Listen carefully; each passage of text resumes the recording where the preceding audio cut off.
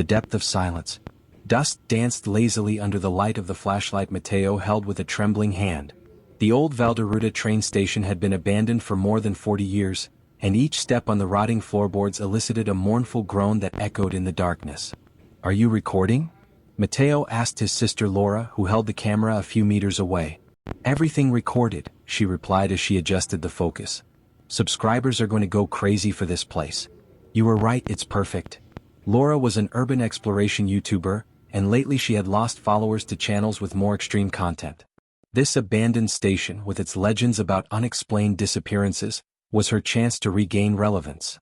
The flashlight beam illuminated the remains of what was once the main ticket office. The walls, covered in graffiti, told fragmented stories. A phrase written in what looked like charcoal caught Mateo's eye: "Don't follow the echo." "Look at this," he said to his sister, who focused the camera on the inscription. "Perfect for the video," she said excitedly. "Let's move on to the platforms. According to the information I found, that's where the 1978 accident happened." The siblings walked down a long hallway. The sound of their footsteps created an eerie rhythm that bounced off the peeling walls. As they went deeper, the temperature dropped noticeably. "Do you feel that cold?" Laura asked, her breath forming little clouds of steam. Mateo nodded, rubbing his arms. "It's strange. It's almost 30 degrees outside." The hallway opened into a wide space, the main platforms. Two rusty tracks extended into the darkness in both directions, disappearing into tunnels that looked like hungry mouths. According to local records, Laura explained to the camera in a newscaster's voice, "This is where the night train from Madrid derailed. 23 passengers died, but the strange thing is that only 19 bodies were found." Mateo stepped forward, shining his flashlight on a dark stain on the ground. "Is it rust or dried blood?" Laura finished, moving the camera closer. "Or so we'll say in the video." Suddenly, a metallic sound echoed from inside the tunnel to their right, as if something heavy had fallen onto the tracks. "What was that?" Mateo whispered. Laura focused the camera on the darkness of the tunnel. "Probably some animal. Or part of the ceiling collapsing." "We should investigate," Mateo suggested, although his voice betrayed his nervousness. Laura smiled. "That's why I brought you, little brother. So that the fear is authentic." They advanced cautiously towards the tunnel. It was absolute darkness there, and the beam of the flashlight barely managed to penetrate a few meters. The walls, covered in soot and humidity, seemed to absorb the light. "Do you hear that?" Laura asked suddenly. Mateo strained his ears. At first he didn't detect anything, but then he perceived it, a rhythmic sound like drops falling on metal. Or like distant footsteps approaching. "They're leaks," he said, trying to convince himself. They advanced several meters into the tunnel. The sound grew louder, but they couldn't pinpoint its source. Suddenly the flashlight beam caught something shiny on the ground.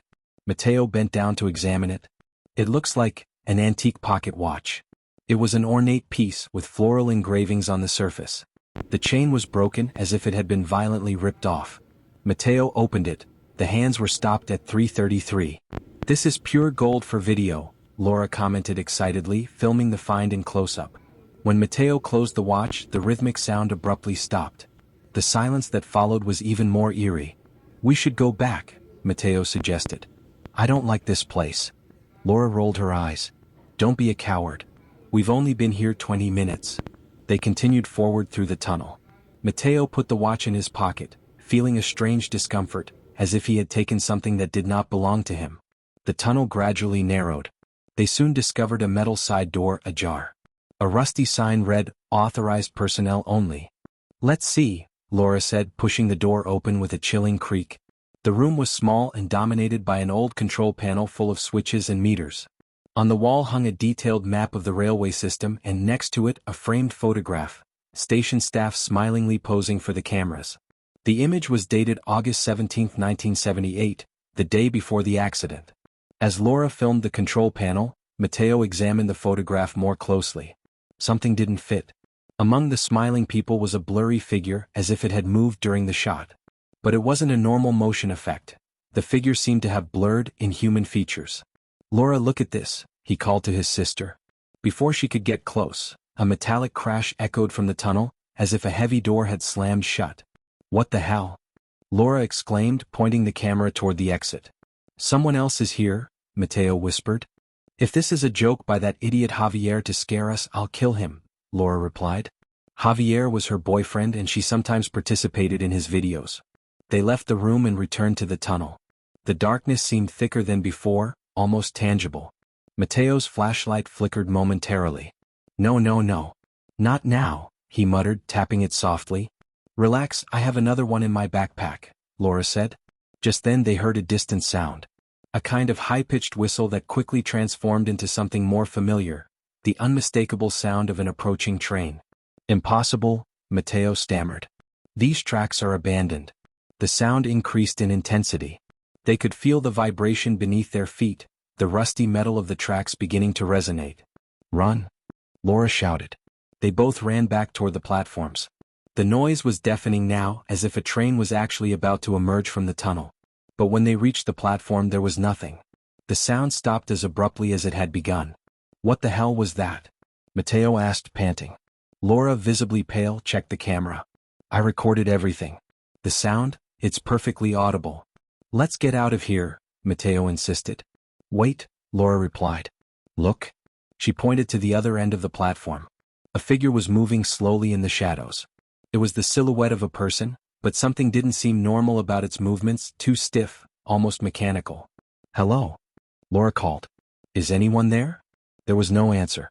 The figure remained motionless for a moment and then began to approach with an uneven gait. Mateo felt the watch in his pocket become inexplicably hot. He pulled it out, surprised to find that the hands were now moving, but in the opposite direction. The figure stopped about 10 meters away from them, still partially hidden in the shadows.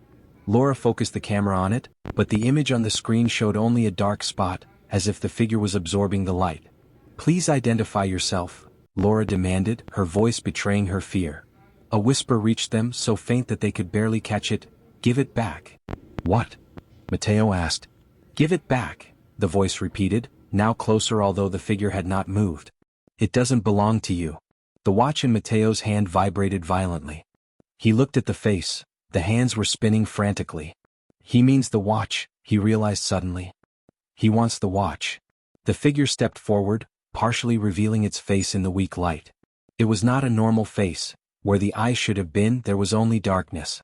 The skin seemed to crack like old plaster with every movement. Here, Mateo said, tossing the watch toward the figure. Take it and leave us alone. The object fell to the ground in front of the figure, who slowly bent down to pick it up.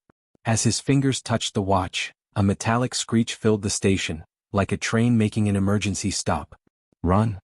Mateo shouted, grabbing his sister by the arm. They ran toward the exit, while behind them the sound of the train returned, this time accompanied by distant screams and the creak of bending metal. It was as if the accident in 1978 was playing out again. Mateo glanced over his shoulder. The figure was no longer alone. There were silhouettes all over the platform now, dozens of them, all with the same lack of defined features, all advancing toward them with spasmodic movements. Don't look back, he warned Laura. They sped through the hallway, stumbling in the darkness. The sound of footsteps followed them, getting closer. When they finally reached the front door, Mateo pushed his sister outside and followed, slamming it shut behind them. The silence of the night enveloped them. Only their rapid breathing disturbed the stillness. What was that? Laura gasped. Mateo didn't answer. He was staring at the station. For a moment, he thought he saw lights in the windows as if the building had come to life. And he thought he heard, very faintly, the sound of a train and the lively murmur of passengers. Let's go, he finally said. Laura checked the camera as they hurriedly walked to the car. No, it can't be, she muttered. What's going on? The recording. There's nothing. Just static and noise. Mateo stopped and looked at his sister. What do you mean there's nothing? We saw it. We heard it. Laura showed him the screen. Indeed, there was only static. Except for one frame. A frozen image of the photograph of the station staff they had seen inside.